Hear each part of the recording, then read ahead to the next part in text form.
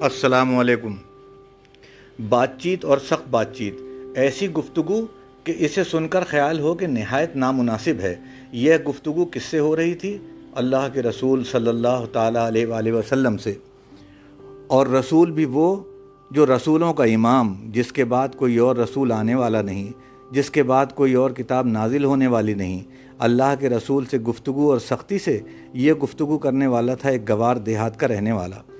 سنن ابن ماجہ میں حضرت ابو سعید خدری رضی اللہ تعالیٰ عنہ سے روایت ہے کہ اس وقت اور صحابہ اکرام بھی وہاں موجود تھے۔ اس شخص کی سخت بات چیت اور نامناسب رویہ صحابہ اکرام کو بڑا برا معلوم ہو رہا تھا۔ یہ شخص تھا کون؟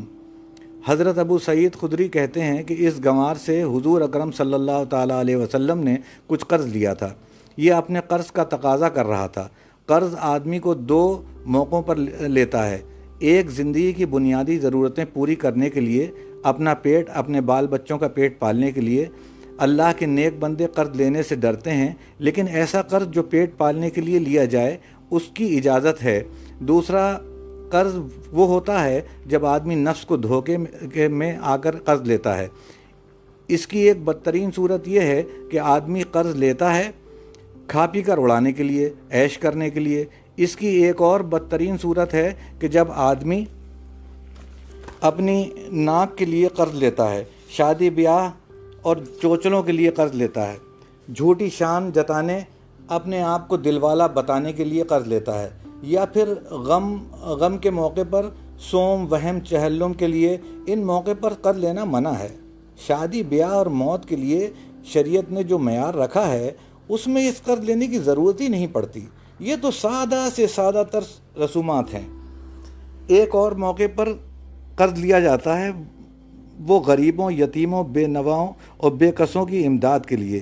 یہ ہمت ہر کسی میں نہیں ہوتی۔ یہ اولیاء، بزرگ اور انبیاء کا کام ہے۔ حضرت زبیر بن عوام حواری رسول صلی اللہ علیہ وسلم تھے، مقروض دنیا سے گئے۔ حضرت عمر بن خطاب خلیفۃ الرسول مقروض تھے، جب شہید ہوئے۔ دونوں نے وصیت کی تھی کہ ہماری جائیداد بیچ کر قرض ادا کر دینا۔ یہ عمل اسوہ حسنہ کی پیروی میں تھا۔ حضور سرور کونین صلی اللہ تعالیٰ علیہ وآلہ وسلم کبھی بھی کسی سائل کا سوال رد نہ کرتے تھے۔ اپنے پاس ہوتا تو کسی سے قرض لینے کی ضرورت ہی نہیں پڑتی اور دے دیتے، لیکن اپنے پاس اگر نہیں ہوتا تو آپ کسی سے قرض لے کر اس سائل کی پوری امداد فرماتے تھے۔ یہ گوار جو حضور اکرم صلی اللہ تعالیٰ وسلم سے بڑی سختی سے اپنے پیسوں کا مطالبہ کر رہا تھا، ایک ایسا ہی شخص تھا جس سے اللہ کے آخری رسول صلی اللہ تعالیٰ علیہ وسلم نے کسی سائل کی ضرورت پوری کرنے کے لیے قرض لیا تھا۔ صحابہ نے اس گوار کو جھڑکا، کہا، افسوس، تو نہیں جانتا کہ تو کس سے بات کر رہا ہے؟ اس نے کہا کہ جی، میں تو اپنا حق مانگ رہا ہوں۔ حکم ہے کہ کوئی تمہارا قرض دار ہو تو اس سے سختی نہ کرو، اسے مہلت دو، اسے رعایت دو، اللہ پاک خوش ہوتا ہے۔ یہاں اللہ کے رسول صلی اللہ تعالیٰ علیہ وسلم سے ہی سختی ہو رہی ہے۔ جناب رسالت مآب صلی اللہ تعالیٰ علیہ وسلم نے فرمایا کہ تم میری نہیں اس کی طرفداری کرو۔ واہ، کیا تعلیم تھی! پھر خولہ بن قیس کے پاس سے کھجوریں منگوائیں اور اس گنوار کا قرض ادا کیا۔ اس نے کہا کہ آپ نے میرا حق پورا دیا، اللہ آپ کو اور دے۔ حضور اکرم صلی اللہ تعالیٰ علیہ وآلہ وسلم بھی تھے، رسول بھی تھے اور حکمران وقت بھی تھے۔